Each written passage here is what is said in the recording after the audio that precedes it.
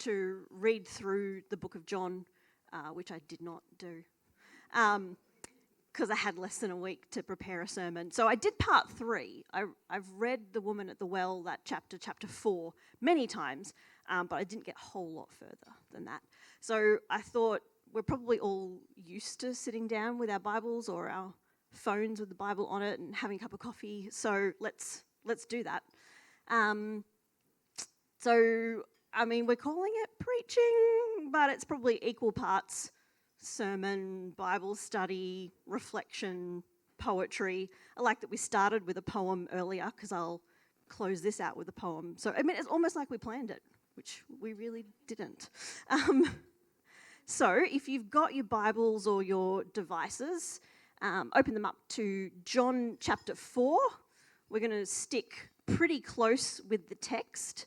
And when I ask questions, they're not rhetorical. I really do want you to answer and for us to have a bit of a discussion, so feel free to do that. What I might do, though, is just read through the passage first.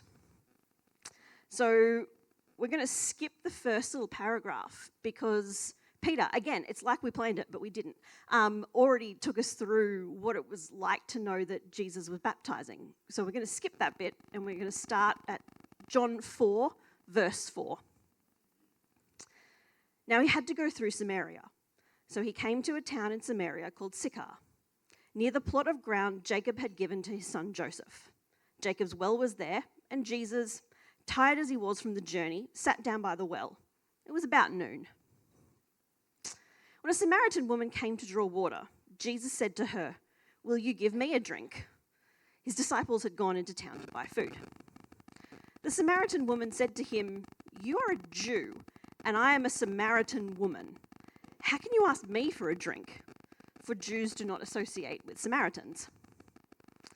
Jesus answered her, "If you knew the gift of God and who it is that asks you for a drink, you would have asked him, and he would have given you living water."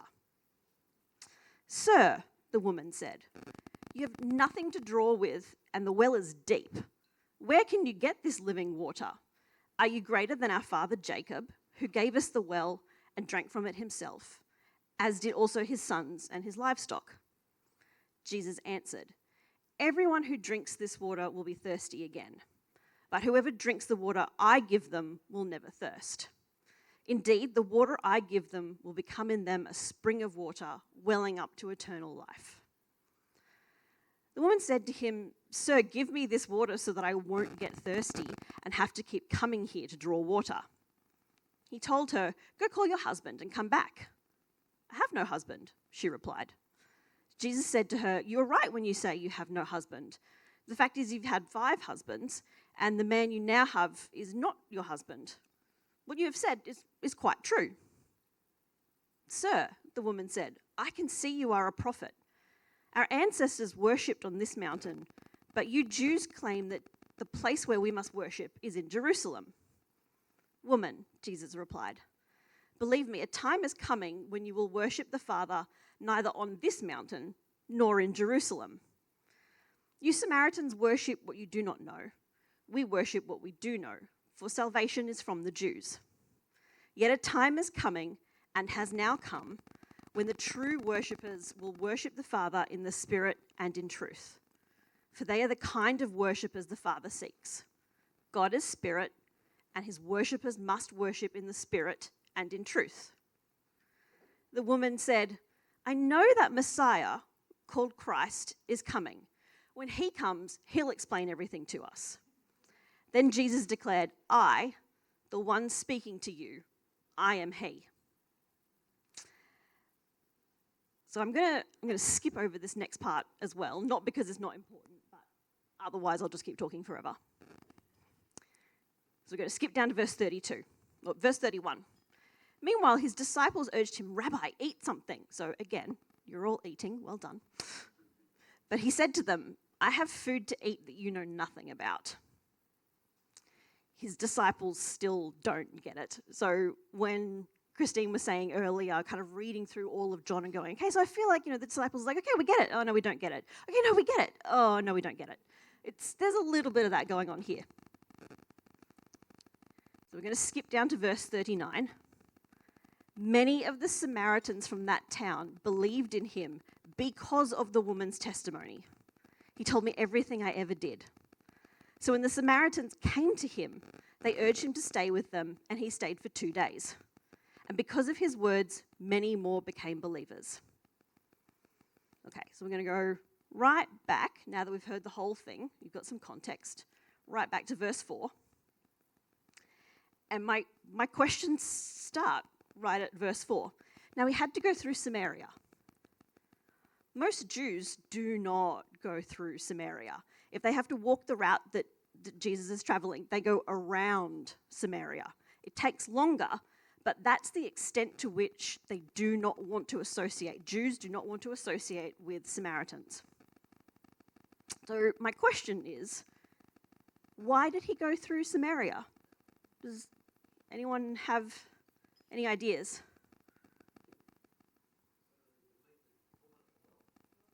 I actually think that is 100% correct. So someone look up John 2, the very last verse in John 2, and read it out. Also, again, thank you, Peter. It was like we planned it.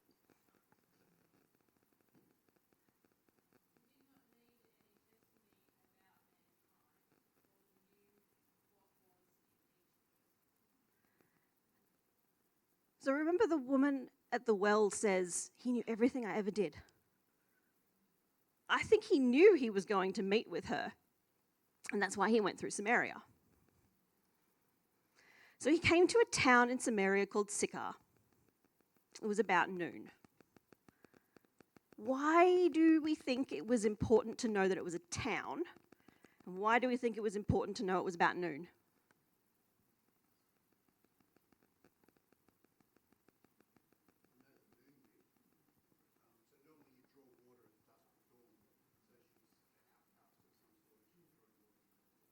Again, that's absolutely correct. In the heat of the day, in the dust, in what is effectively desert, you do not want to be pulling water out of a well in the middle of the day. So the fact that it's about noon does tell us something about the woman's status. What about the fact that it's a town? On the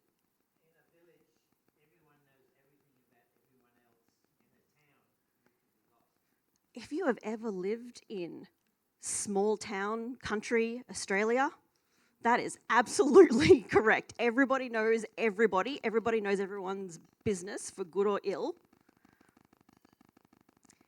Also, when you live in a town and you live on a farm, or you've got a rural or an agrarian kind of lifestyle, you don't necessarily have a lot of money.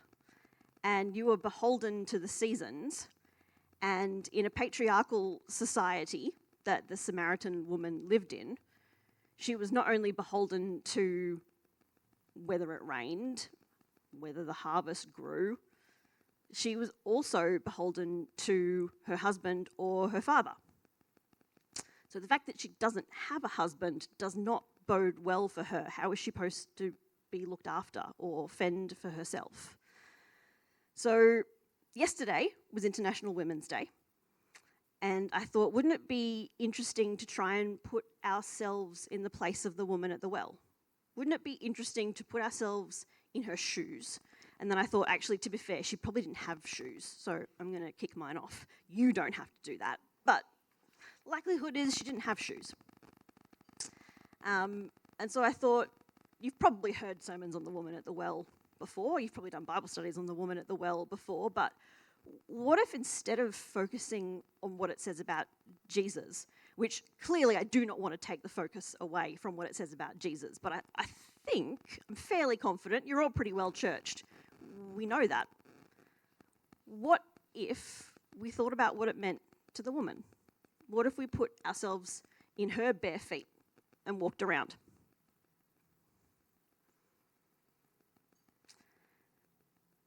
A Samaritan woman came to draw water. Jesus said to her, "Will you give me a drink?" His disciples had gone in town to buy food. She says, "You're a Jew, I'm a Samaritan, and And I think the emphasis there should be not just any Samaritan, a Samaritan woman. And then, I don't know what your translation does, but mine says, for Jews do not associate with Samaritans. The word associate there has to do with the implements with which you eat, or in this case, the implements with which you draw water. So again, have a think about the implements that you are using to eat and who you do or who you would or would not share a fork with. If you were enemies with a people group for hundreds of years and you don't associate with them and you go out of your way to walk around their entire territory and not pass through, and effectively what Jesus is asking there is, hey, that bucket that you've got or your water jar to draw from the well, can I share that with you? Imagine her confusion. What on earth is this Jew doing? They don't even walk through this town, let alone share eating implements with one another. Now, the added emphasis there is that she's not just any Samaritan, she's a woman. So let's look at the first bit of background. Can anyone tell me why the Jews and the Samaritans do not associate?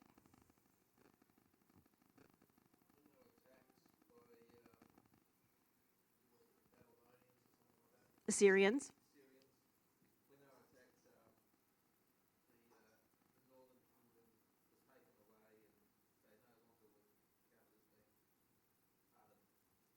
Yeah, so even though their background is Jewish, and for many of them, they still follow the law, Jewish custom and tradition, for the Jews of the southern kingdom, the Jews of the northern kingdom, especially Samaria, so the Samaritans weren't thought of as Jews because they interbred with the Assyrians.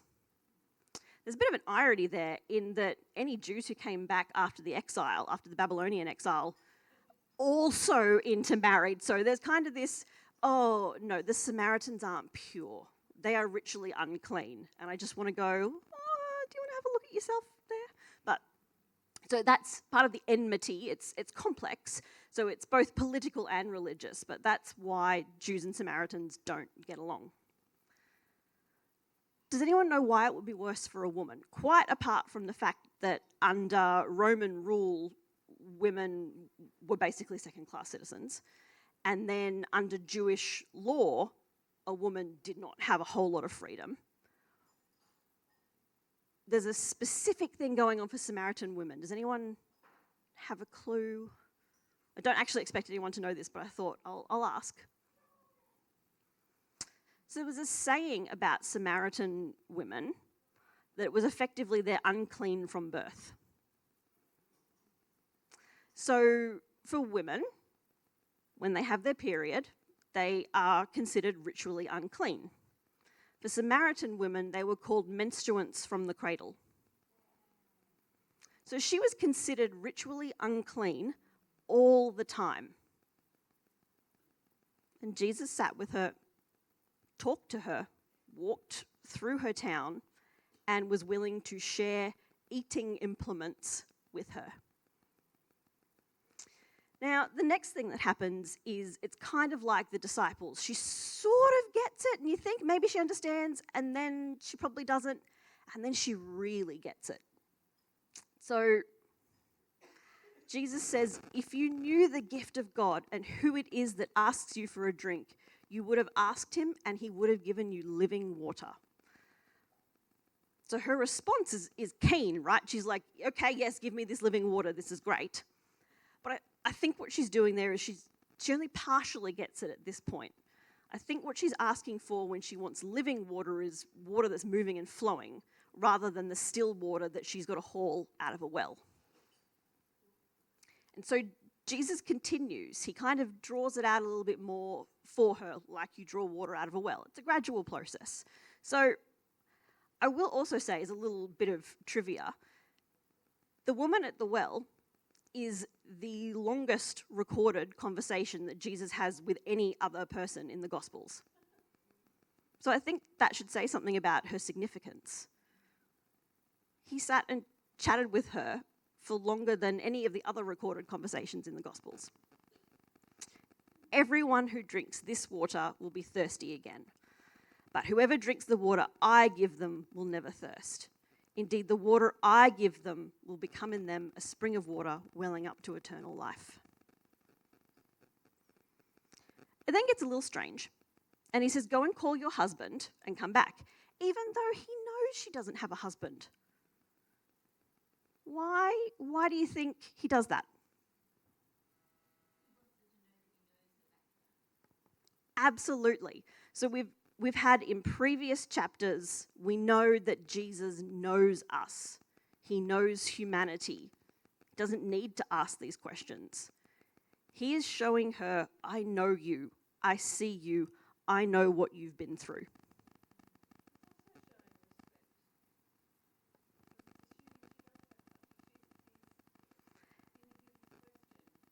I think he's giving her a chance. Yeah. Yeah. And also I think what's happening there is zero judgment. He says, yep, this is a fact, and you've named the truth. And in fact, I think he praises her for speaking the truth. I think that fits with, for those of us who managed to read the whole of John, there's a lot of truly I tell you. And I don't think that's just a formulaic phrase, even though it is. The emphasis there is on truth. And then there's an emphasis on worshipping in spirit and in truth. He talks to her, and she tells him the truth, and that's important. You were right when you say you have no husband. You've had 5. The man you're with now is not your husband. What you've said is quite true. There is zero judgment there. Who's heard that the woman at the well is an adulteress? Ooh, this is good, not too many people. So, yeah, when I first became a Christian and then first started studying at Bible college, that was kind of the predominant interpretation. Everyone just took it for granted that, the reason she's had so many husbands is because she's an adulteress or, she's a loose woman. Why on earth did we ever think that in a patriarchal society under Roman law and Jewish law that a woman had any say in who her husband was or what happened to her husband? Why did we ever think that? Also, she's in an agrarian society. She's in a town on the outskirts. They've got to pull water from a well. They don't have running water. She probably doesn't have shoes. I actually think this is more about finances and economics and class and money than it is about what's happening with the husbands. So I have 3 theories on why she may have had so many husbands. Does anyone want to hazard a guess? Yeah, 100%. So the life expectancy was about 40 years. And when you're a woman, you're married off really young. And women live longer than men.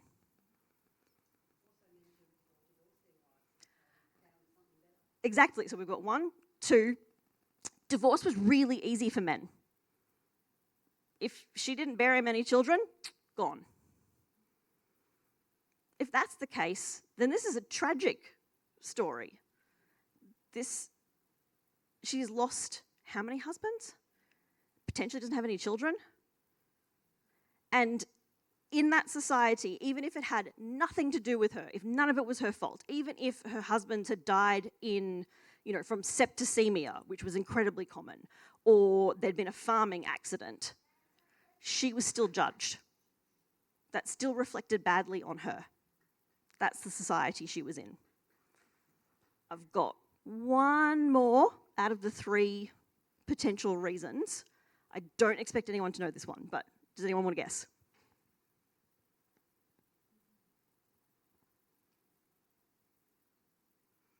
So there are some people that think it might be metaphorical. So if you think about the Book of Lamentations and that kind of extended metaphor of Jerusalem and the fall of Jerusalem as a woman, and its beautiful metaphorical storytelling language. So out of the Assyrian tribes that intermarried with the Samaritans, there were 5. So some people think that this Samaritan woman is a metaphor who stands for the town of Sychar and the area of Samaria. And so those 5 husbands, she may have really had 5 husbands as well, but the 5 husbands are also metaphorical. She stands for having to have put up with 5 different Assyrian tribes. So I don't... Yeah, right? Because I don't expect you to have, yes, clearly I'm going to link the woman at the well with the Book of Lamentations. That's a sensible thing to do. Yeah, exactly. So I don't have the answers. I don't know which of those are correct. More of them might be true at the same time. I think that's also possible. And I don't necessarily want to rule out entirely. I mean, maybe she also was an adulterer. But I just want to put out there that there are so many other reasonable interpretations that I think when we put ourselves in the shoes of someone who lived at that time in that society, there are so many other things that this woman could be known for. And so there's just one more thing I think I'll say, because I've been talking for quite a while. So we're going to skip down.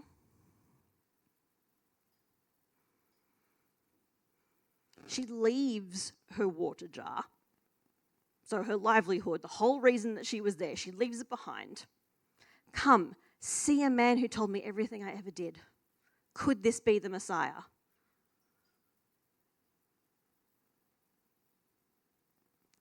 Many of the Samaritans from that town believed in him because of the woman's testimony. She knew he was a prophet. She then grasped that he was the Messiah. And so when the disciples all throughout the book of John are like, oh, do we get it? Do we not get it? Do we grasp what's happening here? I don't know. And if we contrast that with not too long before this scene, there's a scene with Nicodemus, who is the complete opposite of the woman at the well. He's a man, he's a Jew, he's well-to-do. He doesn't get it. He does not understand. The woman at the well gets it.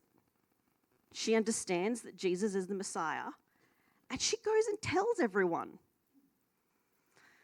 In the Eastern Orthodox tradition, she is called equal to the apostles. She's an evangelist. She understood what no one else understood, and she told other people. She told other people in the town. So as far as I'm concerned, the woman at the well should not be remembered as an adulteress. She should be remembered as an evangelist. And so I don't really know how to better end it than that. So I have brought with me, folks, if you could please hand a few out. When I was trying to put myself a few years back in the non-existent shoes of the woman at the well, I wrote a poem, and I dedicated it to the first female lecturer who ever taught me to interpret this passage with the woman at the centre and as not an adulteress. So feel free to read along, and I'm going to finish by reading the poem.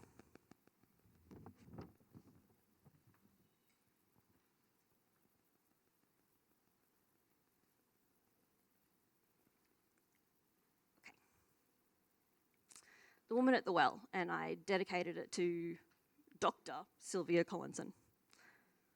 History won't tell us her name, and now, wantonly, we call her the Woman at the Well. Barefoot and weary, she walks to Jacob's well, to relay as much water as her jar will allow. Other women draw water when they like, pulling together in the mild morning sun, and gossiping about transgressions at sundown. Shunned and alone at noontide, the heat burns the woman's skin and makes her mouth dry. She lowers the rope into the dark, and the pail plummets into the deep. There's no windlass to take the weight of the water. The woman must haul, hand over hand, for the well's lifeblood, pulling until the worn strands draw blood. And as she hoists the bucket through the crust of dirt and weeds, she thirsts for more than water. She wants more than walking alone, more than men who send her to wells alone. She lifts the pail out of the well and pours water into her jar. She has a choice. Daily return to the well like an echo, or tell her story until it echoes. She has no name, but now she has a voice. Thanks, everyone.